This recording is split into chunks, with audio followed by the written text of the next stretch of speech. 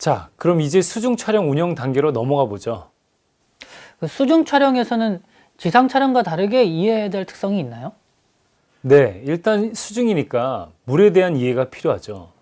그리고 빛에 대한 이해도 필요합니다. 수중 촬영에 영향을 주는 요소를 간추려 보면 크게 세 가지가 있는데요. 이어지는 다음의 내용을 잘 살펴보시기 바랍니다. 수중 촬영은 지상 촬영과 달리 물과 빛에 대한 이해가 필요합니다. 수중 촬영에 영향을 주는 요소로는 세 가지가 있는데요. 먼저 수중 투명도입니다. 물속은 정도의 차이가 있으나 어디든 부유물이 떠다니고 부유물이 많을수록 빛의 진행에 방해를 주게 되므로 결국 투명도가 저하됩니다. 그러므로 수중 촬영의 성공 여부를 결정하는 것은 물속의 상태, 즉 투명도에 따라 좌우된다고 할 수 있습니다. 연안에 가까울수록 투명도가 떨어지며 깊은 바다로 나갈수록 투명도가 좋아집니다. 그러므로 이러한 투명도에 따른 촬영의 방해 요소를 제거하기 위해서는 최대한 피사체에 접근해야만 합니다.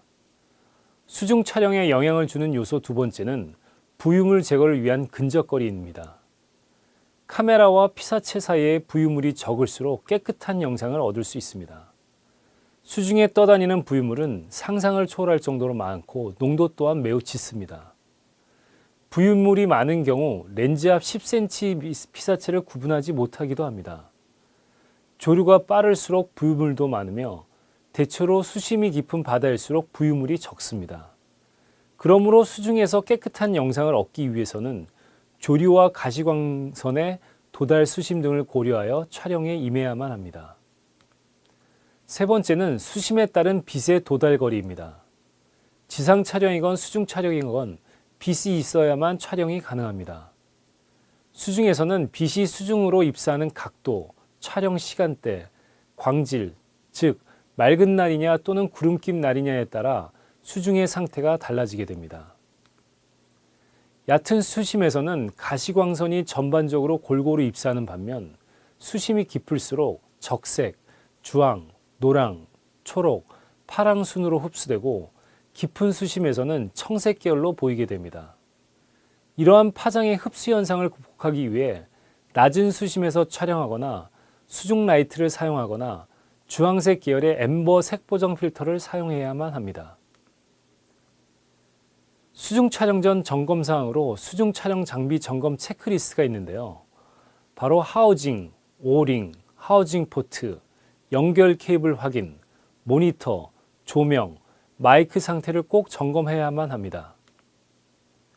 그리고 점검할 내용이 하우징 밸런스인데요. 수중 촬영에 임할 때 수중 하우징의 수중 밸런스를 확인하는 것은 매우 중요한 일입니다. 수중 밸런스란 하우징이 물속에서 중성 무력을 유지할 수 있도록 조절해 주는 것을 말합니다. 스쿠버 장비는 필수적인 생명 유지 장치이므로 촬영과는 별도로 꼼꼼히 챙겨야 하며 촬영 장비에 대한 안정성과 작동 기능 점검은 촬영 본연의 목적을 달성하기 위해 반드시 요구되는 과정입니다. 가장 이상적인 하우징의 밸런스는 하우징 손잡이를 중심으로 앞, 뒤, 무게중심 균형이 맞아 있는 것입니다.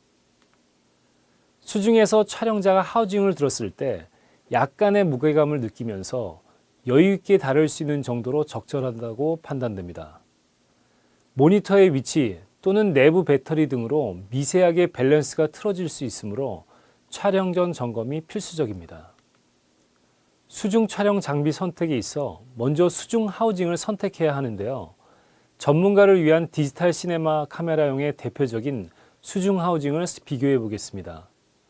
최근의 추세는 부피가 큰 ENG용 하우징보다는 소형 경량화된 디지털 시네마용을 사용하거나 DSLR 카메라용 하우징을 많이 사용합니다. 수중 하우징 포트는 하우징의 앞부분에 장착하는 투명 렌즈를 말합니다. 그러므로 카메라의 화각은 하우징의 포트에 따라 달라집니다. 어떤 포트를 사용하느냐에 따라 촬영 화각이 달라지므로 수중 촬영에 있어 포트의 선택은 가장 중요한 요소라 할 수 있습니다.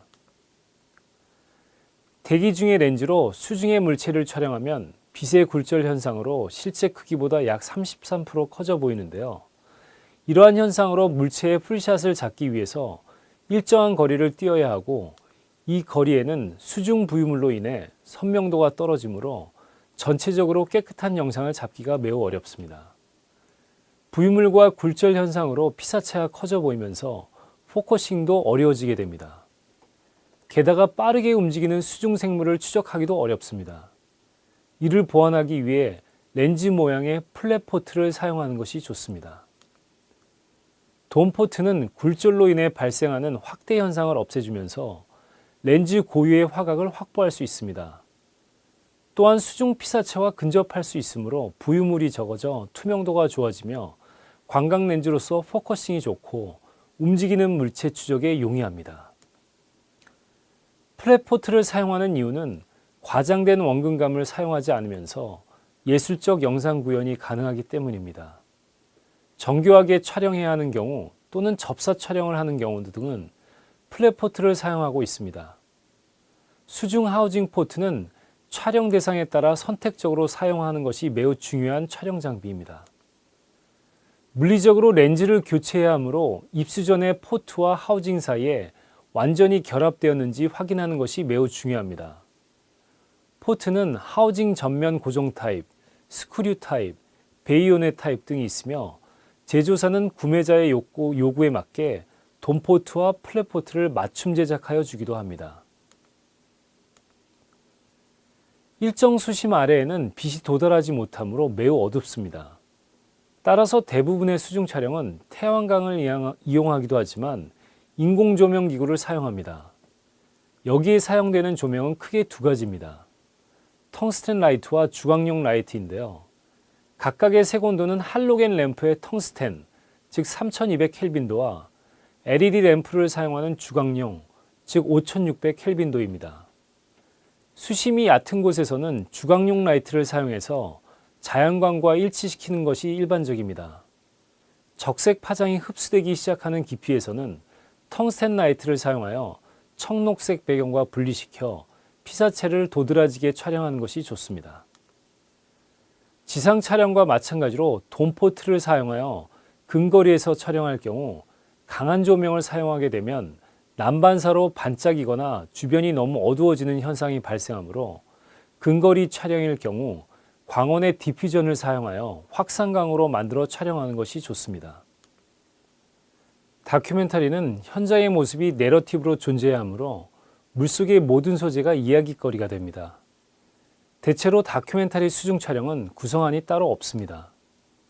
그러므로 촬영자가 연구하고 조사해서 물속에서 만나는 생태가 왜 중요하고 새로운지를 말해주는 유일한 사람입니다. 그러므로 다른 특수 촬영 분야와 달리 촬영자의 사전 연구와 수중 생태에 대한 이해가 보다 더 요구됩니다. 다음은 수중 촬영 시 화면 구성 면에서 염두해야 될 사항들입니다. 편집을 위한 다양한 영상과 샷 사이즈를 필요로 하고 움직이는 숏과 고정샷, 풀샷과 클로즈업 샷 등을 적절하게 촬영해야 합니다. 입문자가 많이 하는 실수 중 하나가 너무 많은 컷을 만들려고 한다는 점입니다. 따라서 연출 목적에 따른 적절한 샷의 선택이 필요합니다. 촬영 입문자의 경우 지나치게 줌을 과도하게 사용하는 경향이 있는데 줌밍은 필요할 때만 사용하고 지상 일반 촬영에서처럼 가급적 줌을 자제하여 촬영하는 것이 좋습니다. 그렇지 않을 경우 편집도 어렵고 이야기를 제대로 끌고 가기도 어렵습니다. 카메라의 움직임이 필요할 경우 피사체의 움직임에 따라 가볍게 무빙하는 것이 보다 자연스럽습니다. 그러나 대부분의 숏은 고정된 숏으로 구성하고 카메라 앞에서 피사체가 움직이도록 유도하는 것이 가장 좋습니다. 출연자와 함께 다이빙했을 경우에는 오히려 쉬울 수 있는데 편집에 필요한 이동숏, 브릿지숏 등을 풍경 좋은 곳에서 촬영한 후 출연자가 등장하여 액션을 하거나 설명하는 등의 디테일한 연기는 별도로 촬영합니다. 그러나 여기에 반드시 필요한 클로즈업 샷들은 나중에 촬영하기 어려우니 반드시 그 자리에서 촬영해 두어야만 합니다. 편집을 위해 출연자가 이동하는 액션은 카메라가 출연자를 쫓아가는 것으로 끝내지 말고 출연자가 카메라 쪽으로 이동하는 것으로 콘티를 짜면 오히려 빠른 시간 내에 다이나믹한 영상을 연출할 수 있습니다. 이를 위해 촬영 전 출연자와의 동선에 대한 사전 협의와 수중에서 의사소통하기 쉬운 수중 메모장을 휴대하면 좋습니다.